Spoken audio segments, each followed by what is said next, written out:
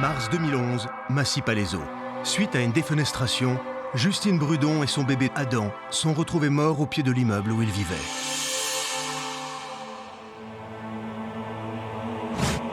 À leur côté, les pompiers retrouvent 3 autres membres de la famille. Ils ont survécu miraculeusement à leur terrible chute. C'est au 2e étage de cet immeuble que le drame s'est produit. Les circonstances du drame restent très confuses. La police privilégie la piste du différend familial. J'ai vu des flammes, une porte qui s'est ouverte, des gens qui couraient partout. Parmi les victimes, les pompiers ont découvert les corps d'une mère et de son enfant âgé de 4 mois seulement.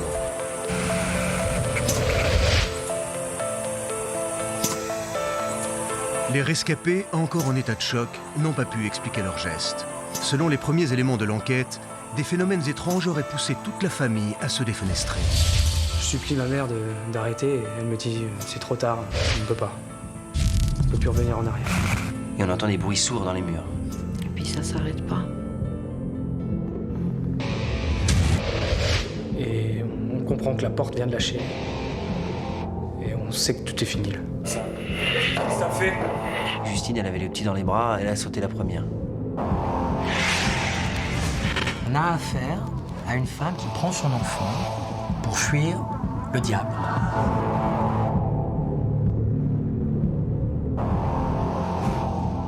Comment une famille tout entière a-t-elle pu être poussée à se défenestrer?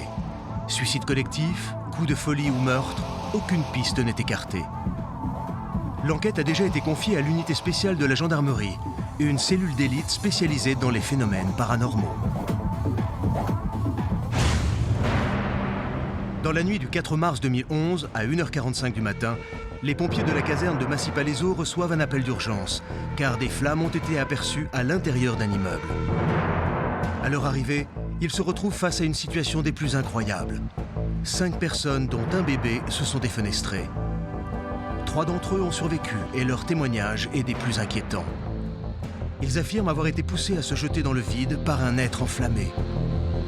Le général Carnot, qui dirige l'unité française spécialisée dans les phénomènes paranormaux, se souvient du jour où son service, la section 13, est parti sur cette enquête extraordinaire.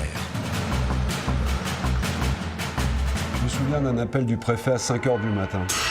Appel du préfet qui était très angoissé parce que les pompiers étaient arrivés résidence des Chênes à Massy-Palaiseau dans un appartement où il y avait véritablement une scène épouvantable.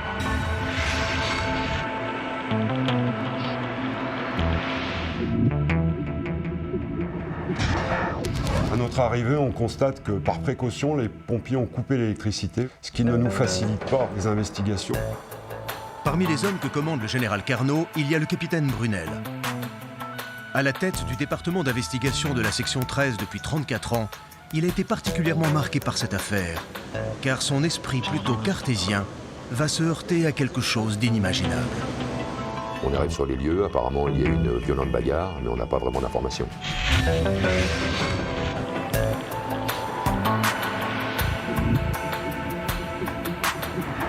En arrivant sur place, les enquêteurs de la section 13 ont du mal à comprendre ce qui a pu se passer dans cet immeuble.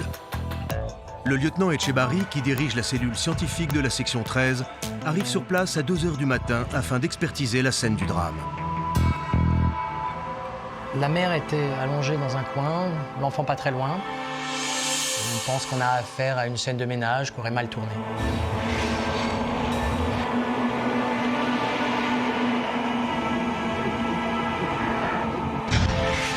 Très rapidement, on est dans quelque chose de très inhabituel. Si la section 13 a été immédiatement mobilisée sur ce dossier, et si pratiquement aucune information n'a été communiquée aux journalistes, c'est que les premiers éléments récoltés sur les lieux du drame sont tout simplement terrifiants. J'ai rarement été confrontée à des faits aussi impressionnants.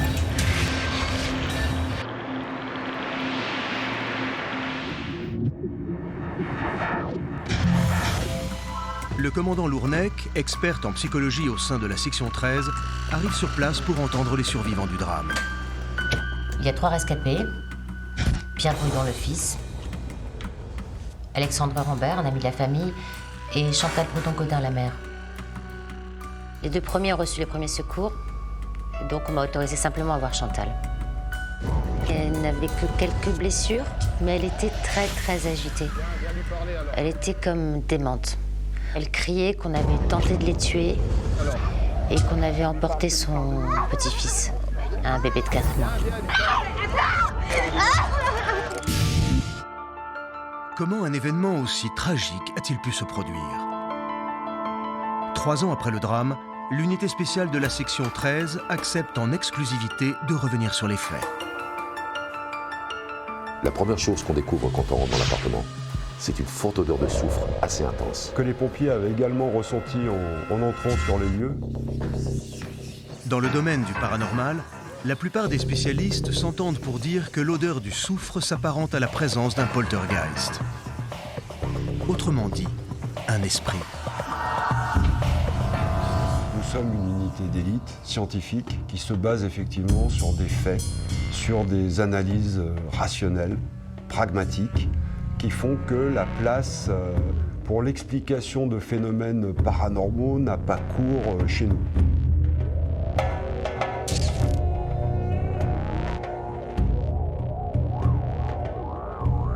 À l'époque, je n'ai pas accès au dossier.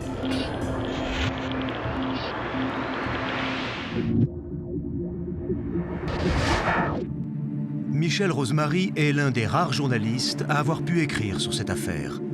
Spécialisé dans les enquêtes à caractère paranormal, il a de nombreux contacts au sein de la section 13. Mais cette nuit-là, devant l'immeuble où s'est déroulé le drame, il ne va trouver que très peu d'informations pour l'éclairer sur ce qui s'est vraiment passé.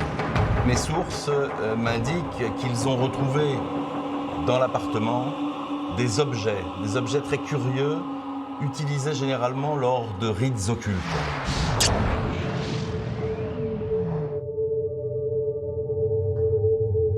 Dans le salon, on constate évidemment la présence d'une table.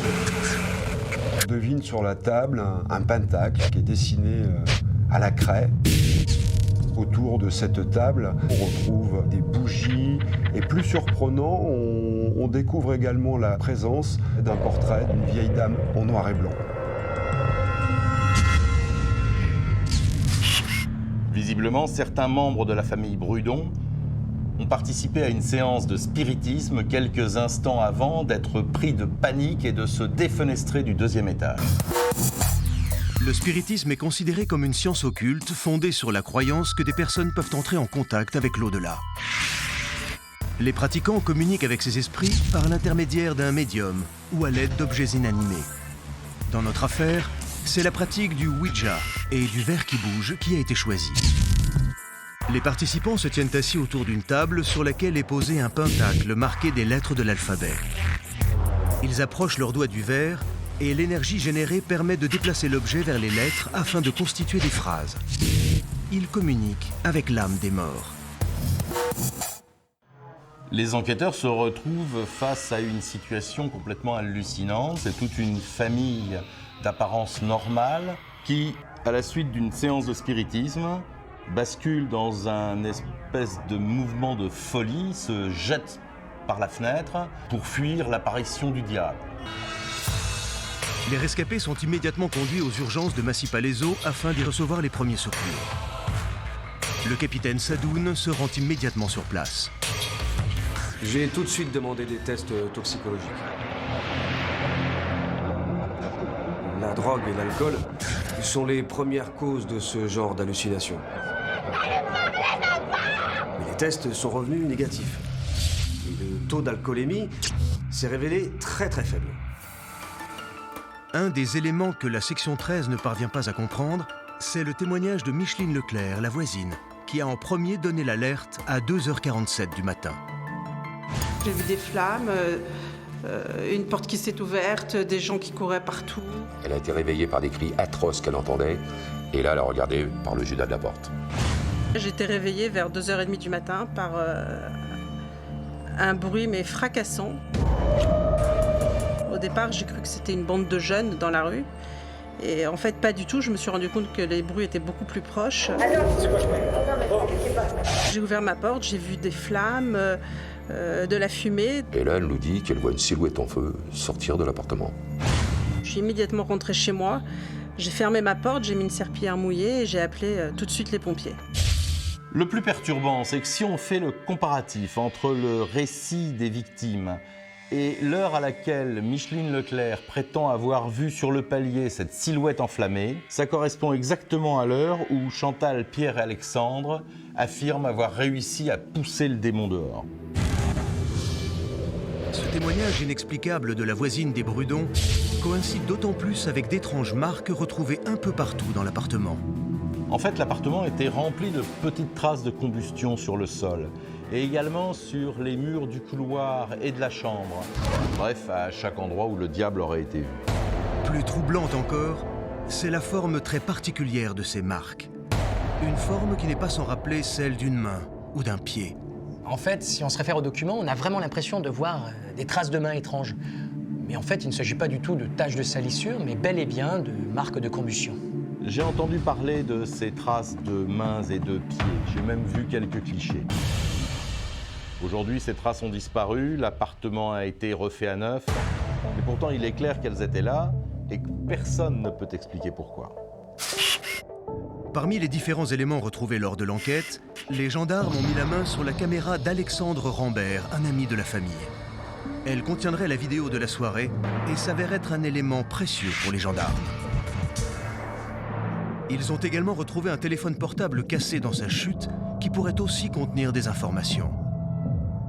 En attendant l'analyse et la récupération des données, les enquêteurs s'intéressent à la première vidéo. C'est le seul élément matériel que nous avons pour démarrer cette enquête. Cette vidéo dure 12 minutes et filme essentiellement le début de la soirée.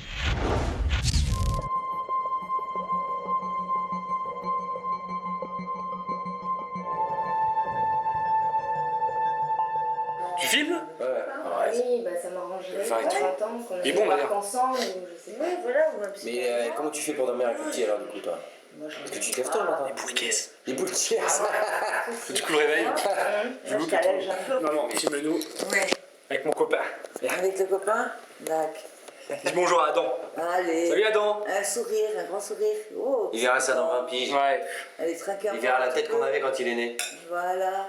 C'est mieux de te sortir. J'ai dit n'importe quoi. Aussi, hein? Aussi. C'est vrai.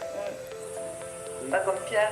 Cette première vidéo, en apparence banale, montre le début d'une soirée familiale qui va progressivement basculer dans l'horreur. On y voit les derniers instants de vie de Justine, la femme de Pierre. Tous ont accepté de revoir ces images 3 ans après le drame. Leur témoignage n'a pas changé et reste conforme aux déclarations de 2011.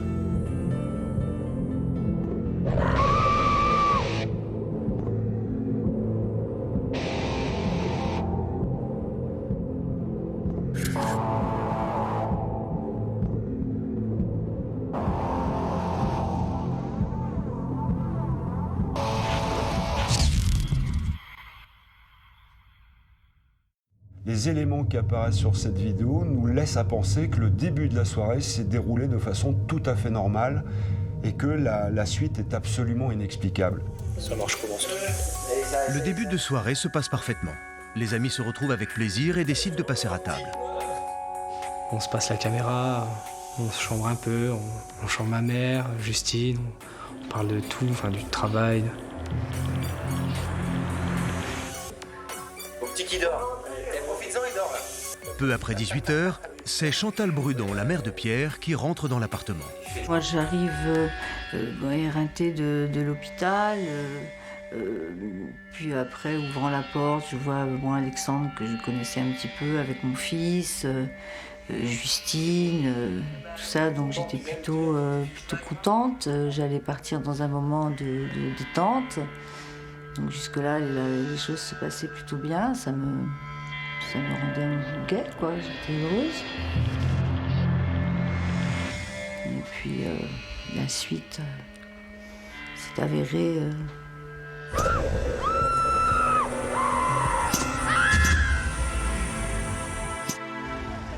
Comment une soirée familiale, en apparence banale, a-t-elle pu se terminer en drame? Qu'est-ce qui a pu pousser 4 adultes et un nourrisson de 4 mois à se défenestrer le soir du 10 mars 2011? Cette curieuse séance a-t-elle été l'élément déclencheur d'une série de phénomènes inexplicables? À ce stade de l'enquête, un élément intrigue les enquêteurs. La famille tout entière a voulu entrer en contact avec l'au-delà. Chantal Brudon-Godin a enterré sa mère 3 mois à peine avant cette histoire. Elle a mal encaissé le décès de sa mère, ma grand-mère. Elle s'en remet pas.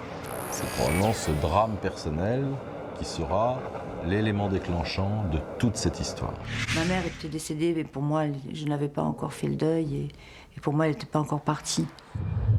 J'ai voulu faire des séances particulières pour me rapprocher de ma maman, quoi, tout simplement. Chantal Brudon-Godin, bouleversée par la mort de sa mère Rose, veut absolument croire que l'esprit de sa mère est encore près d'elle. J'étais prise comme de quelque chose qui me poussait sans savoir exprimer quoi. Un vrai échange avec ma maman. De prime abord, c'est des gens tout à fait ordinaires, qui passent une soirée chez eux. Et au bout d'un moment, en quelques secondes, tout bascule.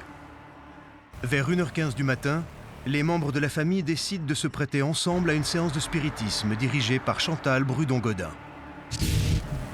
Les images que vous allez voir ont été tournées 8 minutes avant que tous les membres de la famille se défenestrent mystérieusement.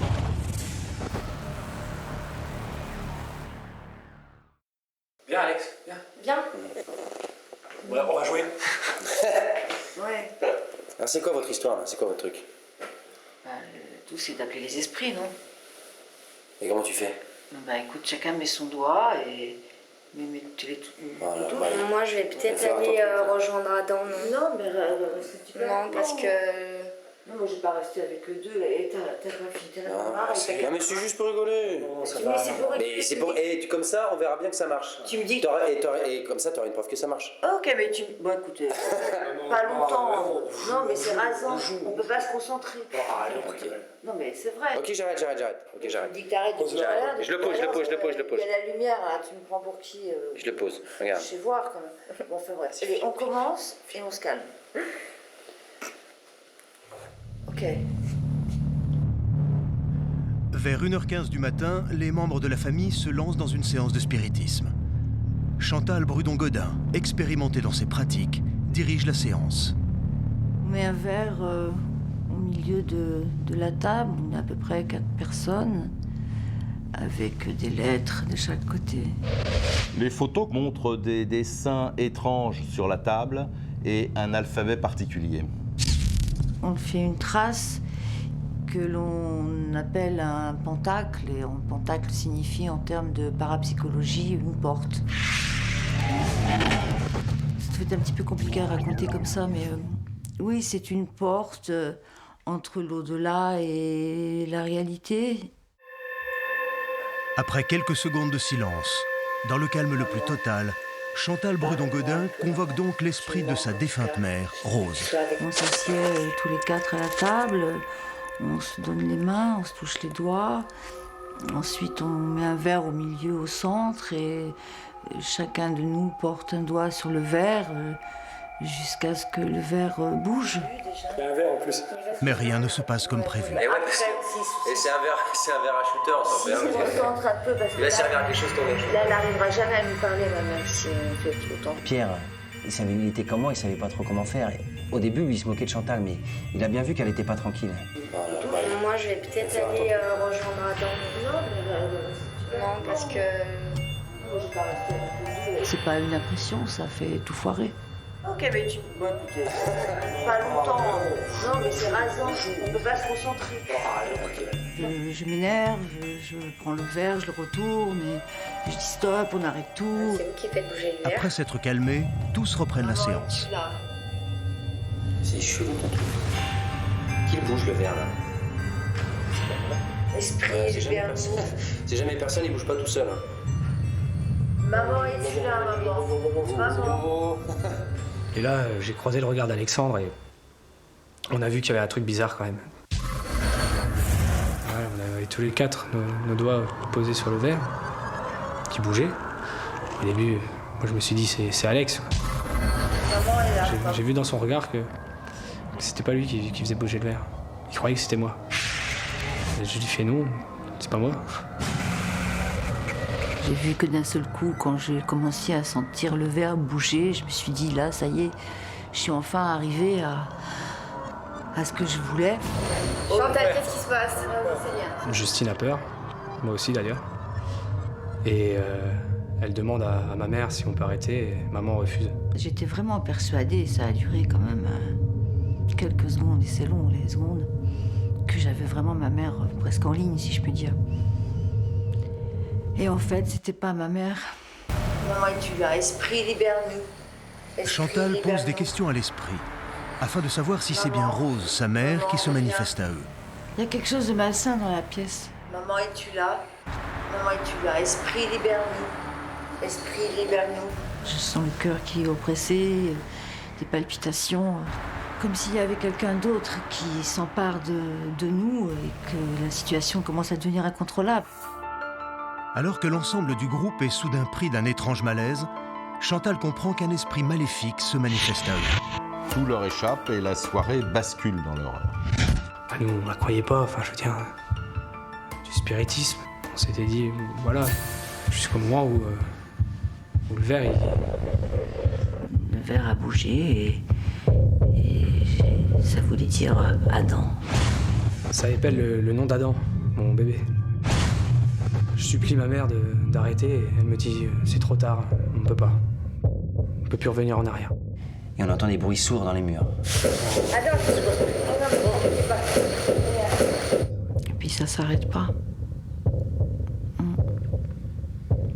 L'esprit va partir, ne vous inquiétez pas. C'est comme si c'était normal, mais qu'est-ce qui se passe là? Non, mais l'esprit va partir. Pierre? Chantal, qu'est-ce qui se passe? Non, c'est rien, c'est rien. L'esprit va partir, allez.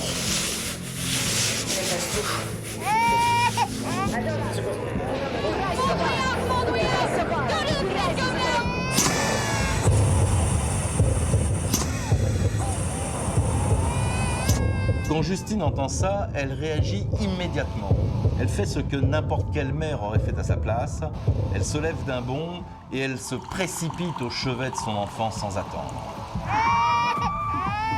On a tous couru. Je suis rentré immédiatement dans la chambre et là je le vois. C'était pas humain. On a du mal à comprendre qui ou qu'est-ce se trouve dans cette pièce. Ce qui est sûr, et là, tous les témoignages sont unanimes, ils disent que l'enfant est en danger et ils se battent physiquement tous les quatre contre cette menace. Avec Alex, on essaie de faire sortir cette chose de la chambre. Dès qu'on le touchait, on ressentait des brûlures. C'était pas humain. Les hurlements et les coups contre les murs réveillent leur voisine de palier. Vers 2h30 du matin, j'étais réveillée en sursaut par des hurlements, un bruit fracassant, des chaises qui tombaient, des portes qui claquaient, et j'entendais Adam pleurer. À 2h44 du matin, Micheline Leclerc appelle la brigade de gendarmerie de Massy-Palaiseau en expliquant qu'une bagarre a lieu dans l'appartement de ses voisins. Quelques minutes après, alors que les secours sont déjà en route, le cauchemar des Brudon n'est pas encore terminé. On était regroupés dans le salon, mais on entendait encore des bruits sourds taper sur la porte. On entend un bruit sourd et on sait que la porte vient de lâcher. Et là, je sais que c'est fini, quoi. Ça vient vers nous. Et ça dégénère. Justine hurle, le bébé aussi. Et on est tous tétanisés, on peut plus bouger, quoi. Alors Justine ouvre la porte-fenêtre et...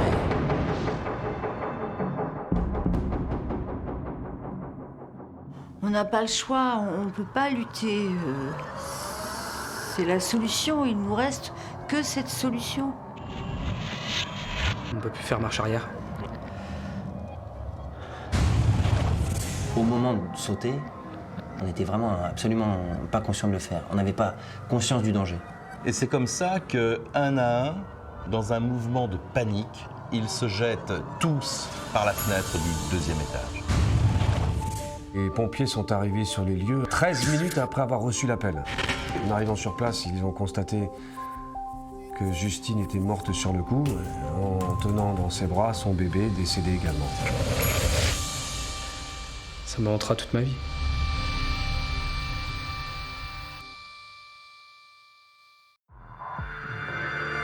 D'après les membres de la section 13, les faits sont sans équivoque. À la suite d'une séance de spiritisme, les membres de la famille Brudon sont pris de panique et se jettent un par un par la fenêtre. Justine Brudon, 33 ans, et son bébé Adam, âgé de 4 mois, sont tués dans leur chute. L'analyse des extraits vidéo par la section 13 n'a pas permis de mettre en évidence les raisons qui ont poussé la famille Brudon à se défenestrer. Qu'ont-ils tenté de fuir le soir du 10 mars 2011 ? Tous sont formels et affirment dans leur déposition avoir été agressés et poussés à commettre l'irréparable par le diable. Même si la section 13 a des explications tout à fait probables sur la manière dont les événements se sont déroulés, il fallait encore en trouver les origines. Si les faits tels qu'ils sont racontés par les victimes sont très impressionnants et apparemment sans équivoque, l'analyse scientifique de chaque élément éclaire l'affaire sous un tout nouvel angle. Bien souvent, c'est la résolution de ces petits mystères qui nous guide vers la solution. Donc avec l'équipe, on a repris l'ensemble du dossier, histoire de voir s'il n'y avait pas des détails qu'on aurait pu oublier. Les membres de la section 13 se penchent alors plus en détail sur les différents dossiers médicaux des rescapés. On découvre qu'Alexandre Ambert est pris de nausées avant la séance de spiritisme et apparemment Chantal et Pierre souffrent des mêmes maux. Sensations étranges, vertiges, nausées, maux de tête, ce sont les sensations éprouvées par toutes les personnes présentes ce soir-là. Mais alors que le lieutenant Xavier Etchebarri pense avoir trouvé une piste, celle-ci se révèle très vite une impasse. Toutes les analyses bactériologiques des aliments ingérés ce soir-là se sont révélées normales. Aucune trace de toxine dans les aliments qui aurait pu provoquer ce genre de symptômes. Non mais c'est ridicule. Vous pensez vraiment qu'une intoxication alimentaire peut pousser des gens à se défenestrer? Pourtant, c'était évident que tous souffraient des mêmes symptômes. Nous devions juste en trouver l'origine. La piste de l'intoxication n'est alors pas totalement écartée. Si elle ne trouve pas son origine dans les aliments ingérés ce soir-là, elle pourrait en revanche provenir d'une source encore plus dangereuse. C'est seulement en étudiant en détail le rapport d'enquête que le lieutenant Etchebarri s'est rendu compte qu'il avait été fait mention d'une panne de la chaudière de l'immeuble. Ça peut paraître un peu idiot, mais si vous connaissez les bâtiments HLM, vous devez savoir qu'ils sont très bien chauffés. Et justement, c'était le cas de cet immeuble. Sauf que la veille du drame, un problème important est survenu au niveau de la chaudière collective de l'immeuble. La totalité du bâtiment s'est retrouvée sans chauffage central le vendredi soir et la réparation n'était prévue que pour le lundi matin. Chantal Brudon choisit alors d'utiliser un vieux chauffage d'appoint. Avec un bébé de 4 mois, il fallait absolument trouver une solution. En faisant le lien entre les symptômes ressentis par les victimes et ce problème de chauffage, le lieutenant Xavier Etchebarri pense instantanément à la première cause d'intoxication domestique recensée chaque année en France. Le monoxyde de carbone. Le plus simple des oxydes de carbone. En gros, c'est une molécule composée d'un atome de carbone et d'un atome d'oxygène. En fait, c'est un gaz qui est à la fois inodore, incolore, insipide et non irritant. En clair, il est indétectable par l'humain, mais extrêmement toxique. Chaque année, plus de 6000 personnes sont intoxiquées au monoxyde de carbone et 300 d'entre elles meurent suite à un arrêt respiratoire. Le chauffage d'appoint utilisé par Chantal Brudon le soir des faits intéresse alors les enquêteurs de la section 13. Car un tel appareil peut générer lors d'un dysfonctionnement des émissions gazeuses particulièrement dangereuses, entraînant des troubles chez les individus. Mais là où ça devient intéressant, c'est que le monoxyde de carbone peut être aussi responsable d'autres symptômes, neurologiques cette fois-ci, comme des hallucinations, des troubles émotionnels, la perte de conscience, voire même la démence. Visions étranges, apparition de silhouettes, syndrome de peur panique, bruit effrayant d'origine inconnue. Tous les témoignages dans cette affaire sont vraiment édifiants. Parce que quand le cerveau est mal alimenté en oxygène, il est capable de nous faire voir ou entendre n'importe quoi. Et d'agir n'importe comment aussi d'ailleurs. Ajoutez-y un conditionnement psychologique, comme par exemple une séance de spiritisme. Alors ça peut expliquer les actes de folie et les hallucinations collectives dont ils ont été victimes ce soir-là. Les autres phénomènes paranormaux ayant été révélés ce soir-là vont également faire l'objet d'une tentative d'explication. En visionnant la vidéo, on peut pourtant voir très clairement le verre bouger de façon incroyablement rapide sur la table, comme poussés par une force surnaturelle. On sentit une force. Personne ne bougeait ce verre. Vous entendez?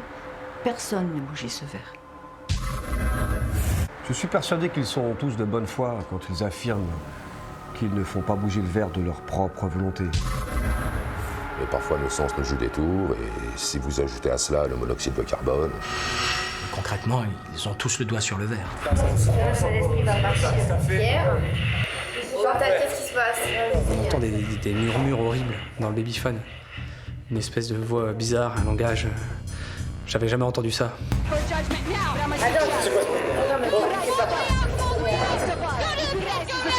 Je sais que les gens pensent que on a tous halluciné, mais non, on l'a tous entendu. On a tous entendu quelqu'un appeler à Adam. Quelqu'un entend quelque chose, il est tout seul, non. Et là, on était 4. À ce stade de l'enquête, la thèse du spiritisme ne semble pas convenir aux membres de la section 13. À ce jour, le spiritisme n'a pas été reconnu comme une science basée sur des faits avérés. Des scientifiques se sont penchés sur la pratique de la transcommunication instrumentale, appelée aussi TCI, permettant d'enregistrer des images de l'au-delà au cours de séances de spiritisme. L'objectif est d'utiliser les ondes radio afin d'établir un contact enregistré sur bande magnétique avec les morts. Dans leur rapport, les experts ont démontré que ces communications étaient probablement terrestres et qu'elles n'apportaient aucune piste sérieuse. Les enquêteurs de la section 13 vont donc approfondir d'autres pistes plus rationnelles permettant d'expliquer la défenestration des Brudons. Concernant les bruits étranges dans le babyphone, j'ai envie de dire qui n'a jamais fait l'expérience d'interférence radio avec un talkie-walkie. C'est le même principe. Il y a un émetteur qui produit des ondes et un récepteur qui les reçoit. Et une perturbation de ces ondes, quelle qu'elle soit, peut facilement créer des bruits étranges. Il y a quelque chose qui continue à m'intriguer, oui. C'était cette odeur de soufre que nous avions sentie en pénétrant dans l'appartement. Oui, sauf que là encore, il n'y a rien d'étonnant. Une mauvaise combustion dans un poêle à pétrole peut facilement engendrer du dioxyde de soufre. Et contrairement au monoxyde de carbone, le dioxyde de soufre est très odorant. Les analyses scientifiques apportent donc un autre point de vue à cette affaire, qui discrédite en bonne partie la thèse d'événements surnaturels et permet la réinterprétation des témoignages des victimes. Chantal, Alexandre, Pierre et Justine ont tous probablement été victimes d'une intoxication au monoxyde de carbone. Et il y a 90% de chances de penser que ce soit ça qui leur ait fait entendre et voir des choses inhabituelles.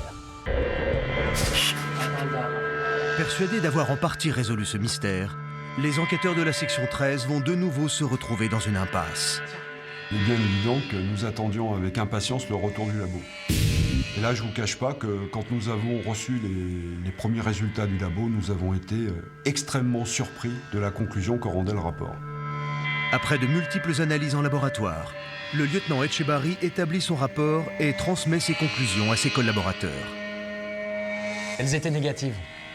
Lors des tests en laboratoire, aucune dose anormale de monoxyde de carbone ne s'était échappée de ce chauffage d'appoint. Mais attention, ça ne veut pas dire que ça n'a pas été le cas ce soir-là. Parce qu'une mauvaise combustion peut toujours arriver exceptionnellement à un moment donné. Mais nous n'avions aucune preuve formelle. Si la thèse du monoxyde de carbone s'avère être incertaine, le rapport d'autopsie de Justine Brudon s'avère être particulièrement troublant. Le corps de la jeune femme a été frappé avant la chute. Elle porte plusieurs entailles au bras et au visage, des marques de résistance. Justine Brudon a été violentée avant de se défenestrer. Je ne sais pas si vous comprenez bien la situation, mais là on est quand même dans une affaire assez particulière. Le 10 mars 2011, une scène d'une rare violence s'est jouée dans l'appartement des Brudon, poussant les 4 membres de la famille à se défenestrer. Quelqu'un ou quelque chose était donc bien présent ce soir-là. C'était pas quelque chose d'humain, j'en suis sûr. Hallucination collective, intoxication au monoxyde de carbone ou phénomènes inexplicables, la section 13 est dans l'impasse. Là, effectivement, dans cette enquête, il y a un point mystérieux. J'ai un peu le sentiment que dans cette histoire, il manque quelque chose. Mais c'est une incroyable découverte qui va relancer l'affaire.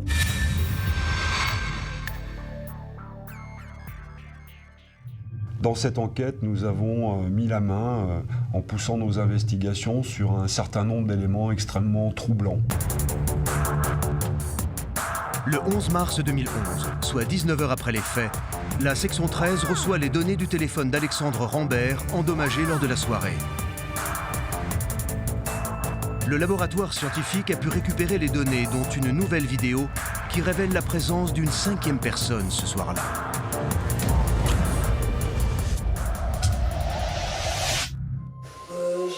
L'homme qui apparaît sur cette vidéo s'appelle Bernard Godin. Il est le tout nouveau compagnon de Chantal. Sous le choc lors de leurs premières auditions, aucun membre de la famille, ni Alexandre Rambert, n'ont évoqué la présence de cet homme le soir des faits.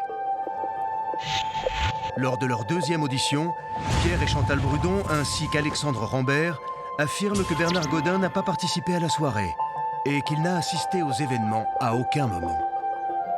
Il était évident que Bernard Godin était une des clés essentielles de cette affaire.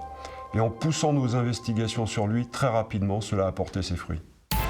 Devant ce tout nouvel élément, les enquêteurs veulent auditionner Bernard Godin.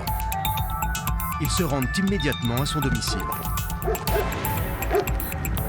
Au moment de leur arrivée sur les lieux, Bernard Godin n'est apparemment pas présent dans l'appartement. On terminait les premiers relevés, les premières captations vidéo et photos dans l'appartement. Et là, on entend un bruit bizarre. On retrouve Bernard Godin, prostré et ensanglanté dans sa salle de bain. Au moment où les enquêteurs s'approchent de lui pour lui porter secours, l'homme se jette sauvagement sur eux. On s'y mit à 4 pour le mettre face contre terre. Il s'était relevé, il s'est jeté sur nous. Mais on a quand même réussi à le bloquer. Il était dans une démence, puis une force surhumaine. Bernard Godin est emmené au commissariat pour être entendu. Mais étant donné son état, il est rapidement vu par un médecin et on l'évacue vers un hôpital psychiatrique. Bernard Godin a perdu la raison. À ce moment-là, tous les regards se tournent évidemment vers Bernard Godin. 4 personnes se sont jetées par la fenêtre. Il est le suspect numéro 1. On est tous convaincus que les gens ont voulu sauter à cause de ce malade. Les éléments que nous avons trouvés n'ont pas manqué de nous laisser perplexes dans un premier temps. Dans le rapport de l'expert en morphocriminologie, il est stipulé que les traces relevées dans la salle de bain sont le résultat d'une sévère démence. On se dit qu'effectivement, quelqu'un qui est dans un tel état de démence peut avoir basculé dans le crime. Après analyse du laboratoire, il s'avère que le sang prélevé sur les murs serait celui de Pierre Brudon et de sa femme Justine, décédée le soir du drame.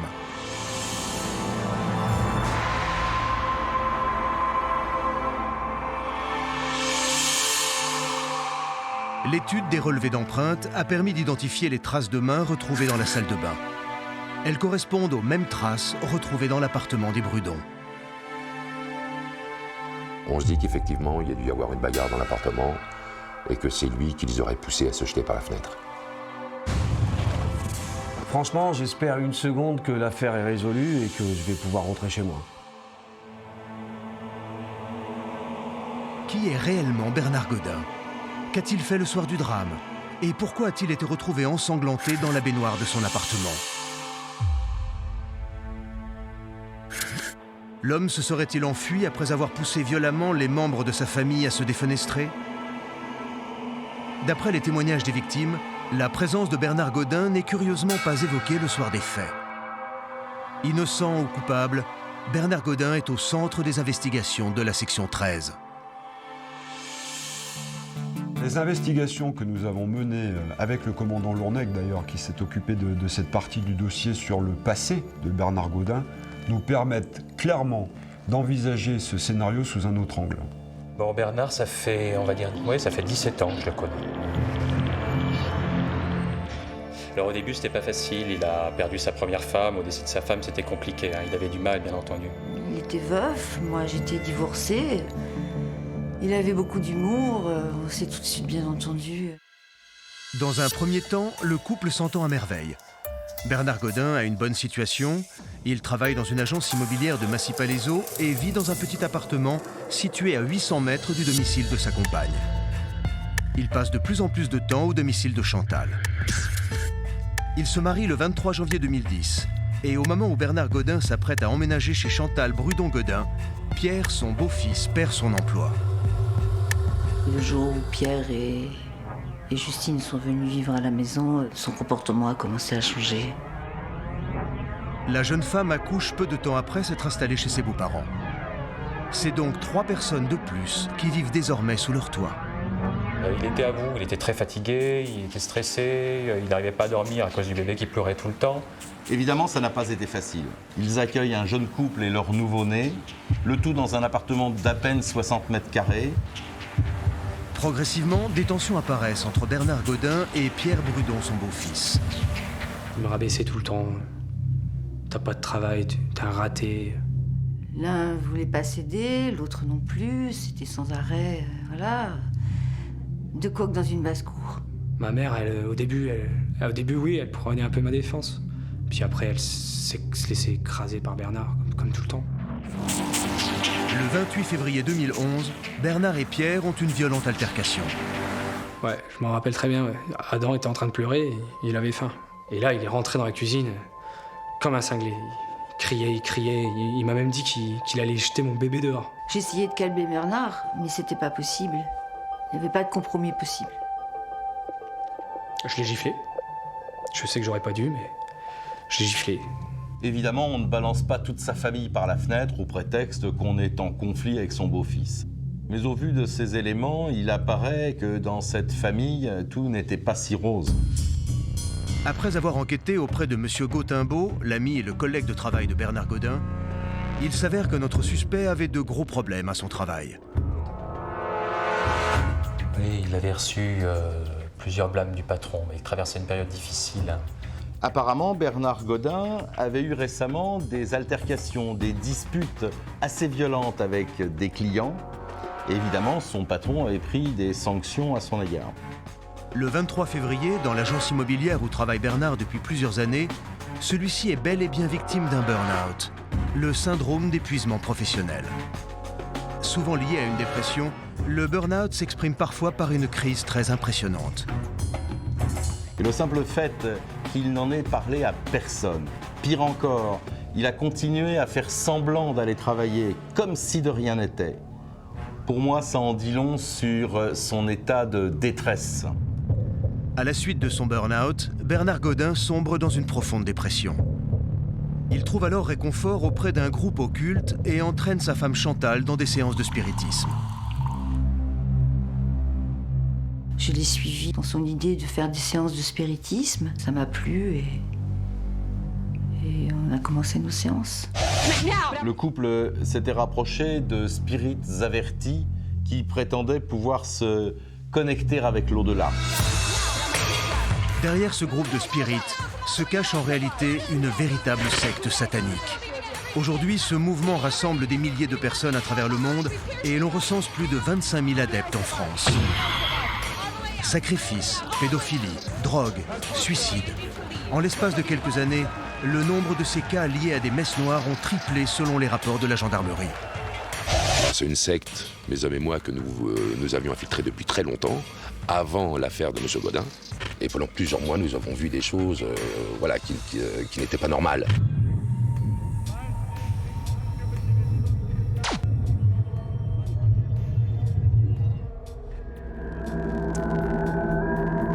Il faisait des séances où il y avait une personne au milieu, énormément de personnes autour, où ils étaient conditionnés.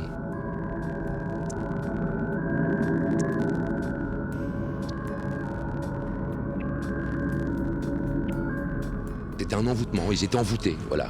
Les personnes étaient envoûtées.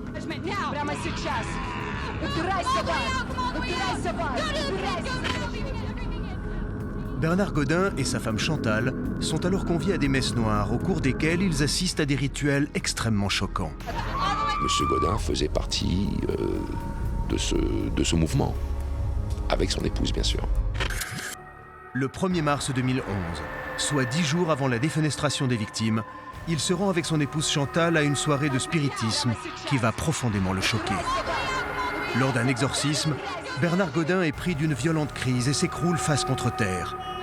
Il est alors conduit d'urgence à l'hôpital psychiatrique afin d'y être soigné pour une sévère démence. Une semaine après les faits, Chantal, Justine, Pierre et Alexandre se défenestrent suite à une séance de spiritisme qui va tourner au cauchemar. Le 13 mars 2011, 3 jours après les faits, l'expertise ADN des traces et empreintes retrouvées dans la salle de bain de Bernard Gaudin va littéralement relancer l'enquête. L'ADN du sang prélevé sur les murs correspond à celui de Pierre Brudon et de sa femme Justine, décédés le soir du drame. Afin d'éclaircir plus en détail les circonstances de la tragédie, Robert Brunel part auditionner Bernard Gaudin dans un hôpital psychiatrique parisien, dans l'unité des malades dangereux. Alors en UMD, quand j'étais le voir pour la première fois, il était assis, on était face à face, il était prostré, vraiment prostré sur lui-même, quoi. Et petit à petit, il s'est dévoilé. En rentrant chez lui, le soir assez tard, il a vu sa famille et quelques amis en train de faire une séance de spiritisme. Maman est-tu là? Esprit, libère-nous. Esprit, libère-nous. Et il ne voulait absolument pas y participer parce qu'il était fatigué. Au fur et à mesure de l'interrogatoire, le capitaine Brunel va progressivement reconstituer les faits. À 1h45 du matin, exténué, Bernard Gaudin quitte le salon et se dirige vers la chambre pour dormir. Pendant ce temps-là, la séance de spiritisme se poursuit et les participants sont de plus en plus conditionnés et anxieux. Au même moment, le bébé de Justine se met à pleurer et réveille Bernard Gaudin. Dans la nuit, il entend du bruit, un bébé pleurer. Agacé par les pleurs du bébé, Bernard Gaudin crie le nom d'Adam afin que quelqu'un aille s'en occuper. Ça épelle le nom d'Adam. On a tous entendu quelqu'un appeler Adam. Il tape au mur. Et on entend des bruits sourds dans les murs. Le bruit continue, il se lève. Bernard Gaudin se dirige vers la chambre du bébé afin de le calmer. Au même instant, Justine se rend au chevet de son enfant et y aperçoit Bernard Gaudin.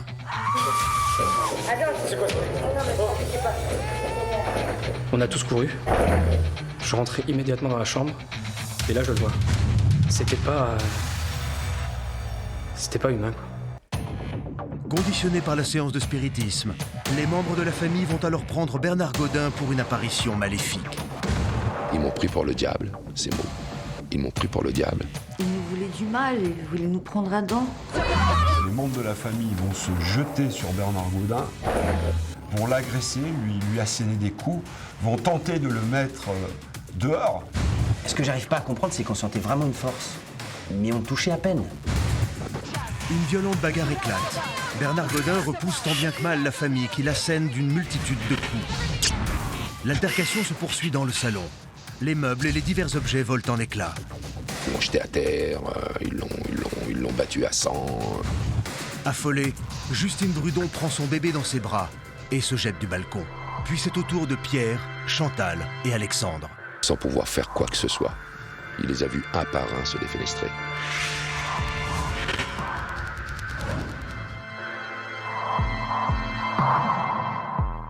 Il est parti dans son deuxième appartement, où nous l'avons retrouvé. Il était en sang, recroquevillé dans la salle de bain, et sa vie s'est arrêtée là. Il a basculé dans la folie. Vous vous rendez compte de voir ça devant ses yeux, sa famille se jetait par la fenêtre. C'est la chute d'un homme aux enfers. L'enquête psychologique menée sur la personne de Bernard Gaudin permet la réinterprétation du drame de ce 10 mars 2011. Et chose troublante, aucun des protagonistes présents lors de cette soirée tragique n'a souhaité porter plainte contre lui. Je vous assure, c'était pas Bernard. J'en suis sûre, c'était pas Bernard. Il n'a pas pu défenestrer un par un tous les membres de sa famille.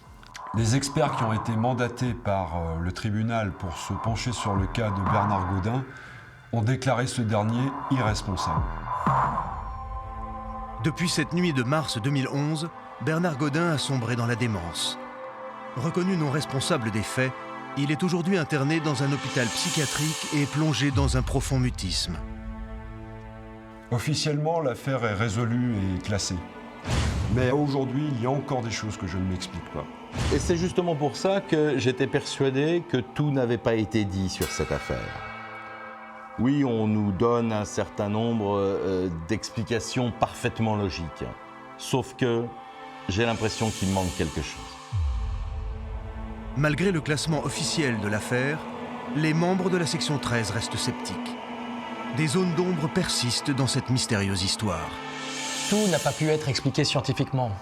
Je pense notamment au témoignage de Micheline Leclerc et ainsi que les fameuses traces étranges que l'on a retrouvées dans l'appartement.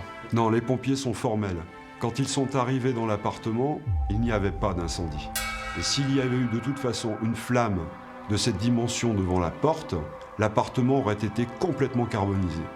Pourtant, Micheline Leclerc est une personne tout à fait saine d'esprit.